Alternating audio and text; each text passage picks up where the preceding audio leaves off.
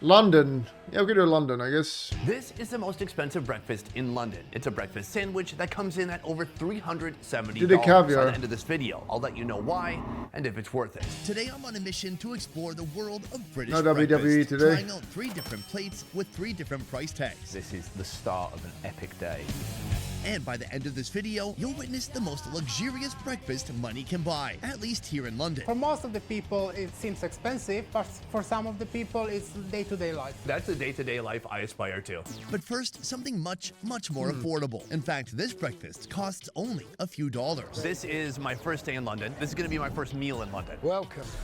We've come to London's iconic Polo Bar, open all day, every day, serving up the best British diner food. In the past, British cuisine has been judged for being boring, sometimes bland. Yep. I've come here to London to bust those stereotypes. Thank you. And I'm doing it by starting with Thank the you. iconic dish known as beans on toast.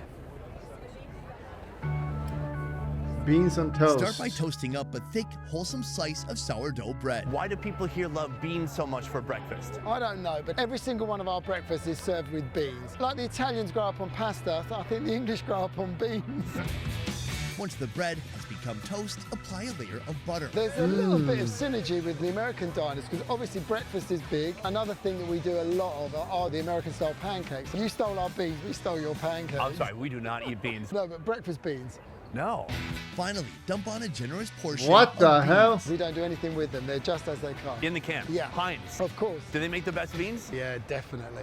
In 1901, the owner of the Heinz Food Company, Henry Heinz, introduced his canned beans to the UK. Advertised as a convenient, affordable, and energy-packed meal, it became an What? instant hit. Now it's a breakfast staple. So, beans on toast at an affordable $3.14 a plate. $3? Let's give it a shot. Look at For those steaming fucking beans. bread and some beans. Steaming beans.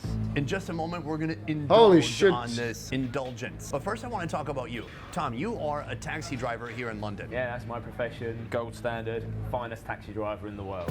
Meet Tom. He's taken a break from his usual work as a London cabbie / YouTuber to guide me through the ins and outs of British breakfast. I'm told that around the world, this is one of the hardest places to become a taxi driver. Yeah, it's a real old tradition that dates back to like the 1800s. Here, becoming a taxi driver is intense. It requires memorizing the entire city map and passing a series of tests over a 2 to 4 year period. Has anybody ever asked you where they could get a good beans on toast? You.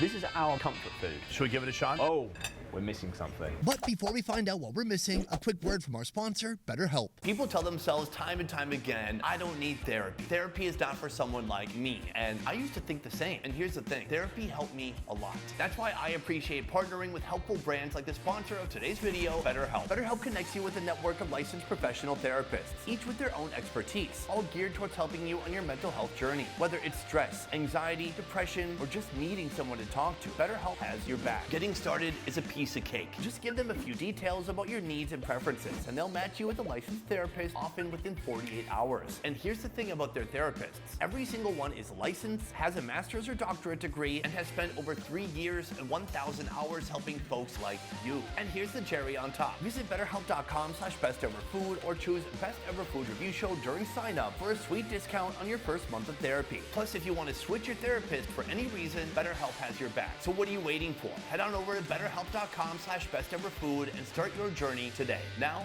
back to the show.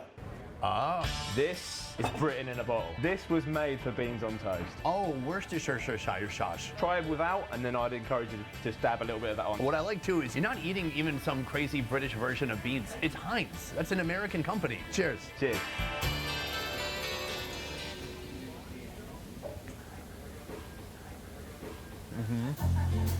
I like it. I'm liking it. I respect it. It is what it is. We're not reviewing 5-star filet mignon right now. What's good is that even if the toast is a little bit burnt, it's just get that sogginess of the beans. What I do like about it is they put a lot of sugar in the beans. The starchy kind of syrup It's of the terrible. beans, like you said, is saturated into the bread, making it kind of chewy. It feels like dorm food. It's exactly that. If you went round a mate's house, if you're a bachelor, and you're like, oh mate, what you got in the cupboard? What can you do me? Beans on toast?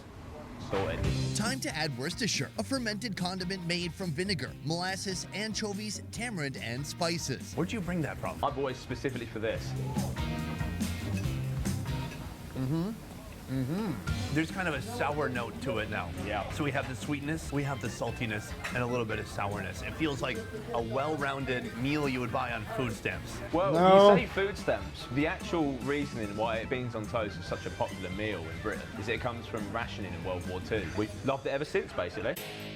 The British bean obsession doesn't end with beans on toast. Here, you can also order this loaded egg, cheese, and bean sandwich. But there's also the iconic full English breakfast, Oh, which hell is what no. we're trying next. What is the occasion that people would be eating an English breakfast? It doesn't seem like something that people would eat every day. It's not. It's a treat. Meet Dean, general manager of 3SP Restaurant on the main floor of the 5-star South Place Hotel. Every now and then I've got a group of friends from the army days and we'll meet once a month and we'll find a good breakfast spot where we'll get a full English breakfast, or we call it belly buster. The full English breakfast is a hearty feast rooted in the 19th century Industrial Revolution. It was designed as a power-packed meal to jumpstart the day for laborers. I'd like to one by one go through each food item that's on that plate. Let's start with eggs. I'm going Okay. with 2 options. Sunny side up eggs and Dean's personal favorite, Poached eggs. That poached egg breaks open, you've got a good quality egg there. It's orange and it glistens. I'm so hungry right now. I know. All right, next food. Pork sausage, really important, goes Ugh. back centuries. We boil them first and then we just finish them off in a little bit of a oily pan. Our bacon, we eat slightly different here as well. Okay. Most Americans like really crispy bacon. We don't. Londoners typically prefer back bacon for breakfast. Back bacon is a cut that includes a portion of the loin from the back. Brexit of the pig, food but equals here, trash we're serving okay. what the Brits call streaky bacon, a more familiar option for international Nobody travelers. likes this food Beans, except British because it's a people. hotel, we try and put it in a little bowl, but then if people don't want it, they can separate it. Where if you go to one of the local cafes here in London, they put it on the plate and you've got no option but to have the tomato juice flourishing through the rest of the plate. Let's talk about the black pudding. Okay, black pudding. It's not a pudding at all. Black pudding is in fact a sausage, dyed black through the use of pork blood. To make it, start by blending oats, pork fat, and onions. Then mix What? the blended ingredients with pork blood, flour, milk, and other seasonings. That sounds gruesome to a lot of people and puts a lot of people off. But this was a byproduct of our animal culture. Stuff this mixture into a plastic casing and boil to cook it through. It's actually really very good for you. If you think about it, it's just an oat cookie that's black. That's a great perspective. A cookie. Before serving, the black pudding is sliced and made crispy under the broiler. The final steps, deep I don't know frying about some that. hash browns, then broiling up some tomatoes and mushrooms and assembling the dish. Served in a hotel restaurant, the English breakfast here is tailored to international guests with a posh touch, a bit more premium than you'll find at blue-collar cafes. In order to get the full English experience, It doesn't. I want The to bread learn some looks British good. slang. Right now, I'm I love the absolutely bread. Hank Marvin. I'm absolutely Hank Marvin. Hank Marvin. What's that It mean? means starving. This is a cup of Rosie Lee. Rosie Lee, rhyming slang for. Exactly. So there is one word I want to talk to you about. What I'm told is here it's almost like a term of endearment. You know what word I'm talking about? I'm not there yet, no. I'm talking about the word Oh, right, yeah. Is that something you would call your mates, your friends? Closer mates. You can call me a if you want. No, it's not that. We're not close enough yet. Let's get back to Cunt. the breakfast. This looks amazing. This is the start of an epic day. Where should we start? Firstly, yeah. Okay, I'll do it, but only because I'm afraid you'll call me a You almost make like a little mini sandwich on your forks. You go, I'll have a little bit of bread, I'll have a little bit of sausage. A little bit of egg. We're making a breakfast kebab.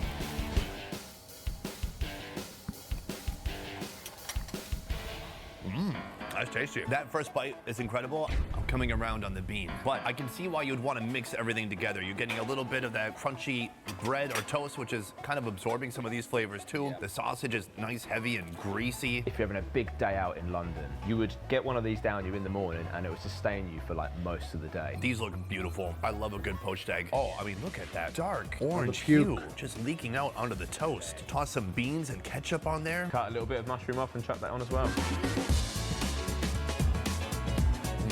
The yolk inside that poached egg is amazing. It's so satisfying, especially if you had a hangover. What's so cool about it as well is the cultural identity of eating a fry-up full English in this way. We'd be conversing about the night before. Oh man, you went in that club. Ah, that's where you got that. The last thing I want to try right here, the black pudding. When I was speaking to Dean earlier, he said this is like eating an oatmeal cookie. Oatmeal cookie? Not sure about that. It doesn't really have a bloody taste to it, and it's cooked like nice and solid, like it's a bit soft, but it's got a great savory flavor, a nice bouncy texture from the oatmeal inside. I like it. Do you think most Americans would be open to taking a bite of this? I think they should, because it's not as bad as it sounds. That's the thing though, you guys made it sound good. Black pudding? We love pudding. This was an excellent meal. We're at a hotel, 5-star. This is 18 pounds, but it's a lot of food. It's a great price because it's not just breakfast. Like, this just sets you up for the whole day. So you don't think it's on the high side? Not at all, especially for the quality that you'll get in the ingredients. 18 pounds? Well, listen. Like from here, $25. we're having a classic breakfast, but with something definitely not classic put on top of it. Have you ever had caviar? I have, yes. On your breakfast? Not on breakfast, no. Exactly. Wow. Tom has offered to drive me to our most expensive breakfast location in his very own cab. You ready to ride? Let's do it. For me, I'm happy to save a few pounds because for our next meal, I'm gonna need it. Hey, Tom, this is terrifying. I literally don't hear anything from the front. I just hear you through the speaker. I mean, you can turn me off if you like. That's what some posh people like to do. Well, I'd rather turn you off than turn you on. I'm feeling like my wallet is heavy, and soon my wallet will be light. Most likely.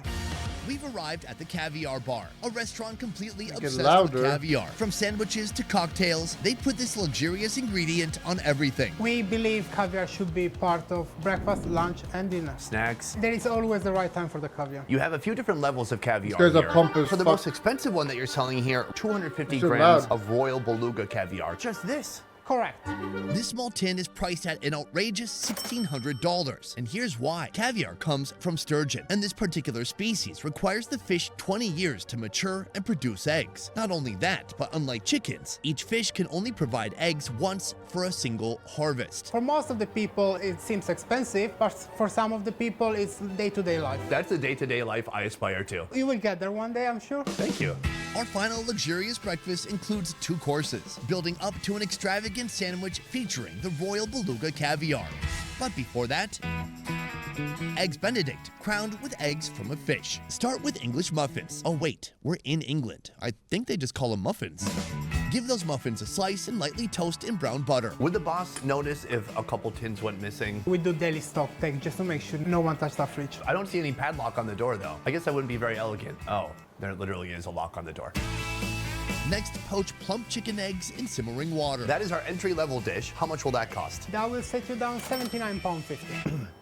It's not that bad. It's over $100, I think. Just breakfast. Now, the most crucial component of Eggs Benedict, the hollandaise sauce. In a pot, whisk together egg yolks, salt, pepper, and clarified brown butter. The final step, plating. We are going to use a couple of baby spinach for a bit of texture, which we are going to drizzle with olive oil. Now we are going to add our poached egg on top of the muffin, and we are going to add our hollandaise sauce.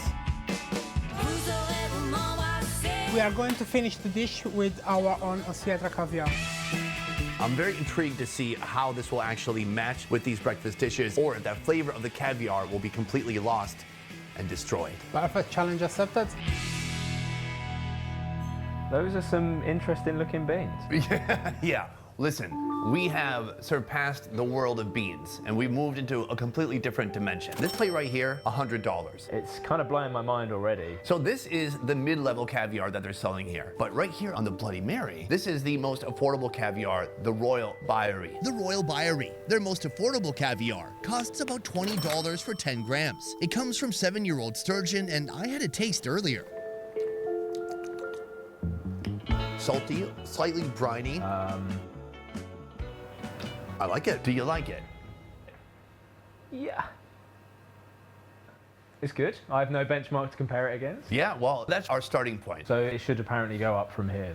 There are so much eggs on here. It's quite a lot. When you say 30 grams, it doesn't seem like you'd get much. No. Oh, there we go.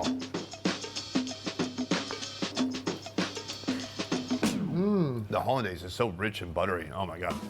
I'm getting just a touch of brininess from the caviar, but a can't little even bit is taste getting it. lost in the sauce. It is quite an adequate replacement for that ham. It fits really well with all the other flavors. Yeah. It doesn't like cut above it. I thought that was delicious. Something new. It's not a very bold flavor, but it's a nice, gentle, well-balanced bite. I don't eat right, Indonesian it's food. It's dangerous. Everyday breakfast is no longer going to be the same. I mean, this is like what the Prince of Saudi Arabia eats for breakfast every day. Why would you not? Yeah, he can't be eating cornflakes. Have to pour his own milk? Oh, I'm sold. How many jars of caviar are you buying then? I took a loan out just for this scene, actually.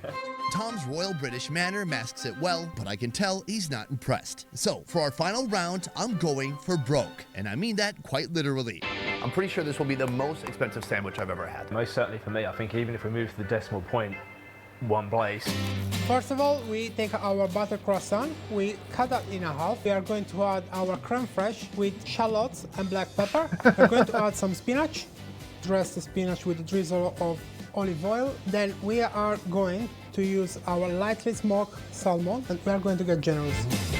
To ensure a nice uniform flavor, we are going to spread the 50 grams of beluga caviar all across the croissant. So just for the caviar alone right here, for the 50 grams, it is 260 pounds. In dollars, I don't know. Let's put it on screen. Boom. So, pretty expensive. There's a lot going on here, and I'm just really curious to know how this interacts with the other flavors that are going on here, like the salmon. I'm gonna put the lid on top, I'm gonna push it down a bit, and I'm gonna treat it like this is just another Tuesday. This is the rich life, Tom. This is awesome. But it might suck. Let's That's eat it kinda to good. find out.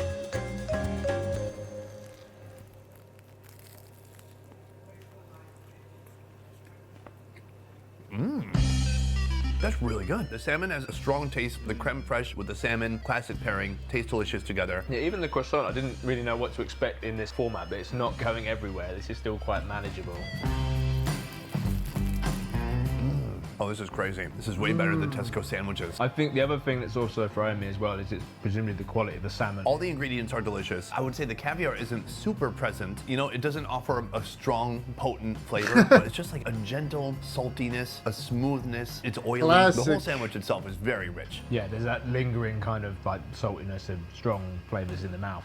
I'm grateful that I tried it, you know. Can Yeah, barely this is a taste real it. I'll pay once-in-a-lifetime 300 for it experience, because man. I'm I a rich really dumb thought person. all the flavors came together very well. They've filled a flippin' breakfast sandwich with caviar, and the result, I like it. Yeah, I don't know how many people can attest they've had caviar for breakfast. Now that we've been to 3 breakfast locations, the next thing to do is to decide which one was the most profound for our pound. Oh, that's a good one. Today we had breakfast at 3 different locations. Our first breakfast, beans and toast, cost this much money. Our second breakfast, the full English breakfast, cost this much money. And at our third location we had 2 different things. Eggs Benedict, which cost this much, and a nice salmon sandwich, which cost this much, altogether costing this much. My question to you is which location, which breakfast gave you the most bang for your buck? Let's hear it. It's got to be beans on toast.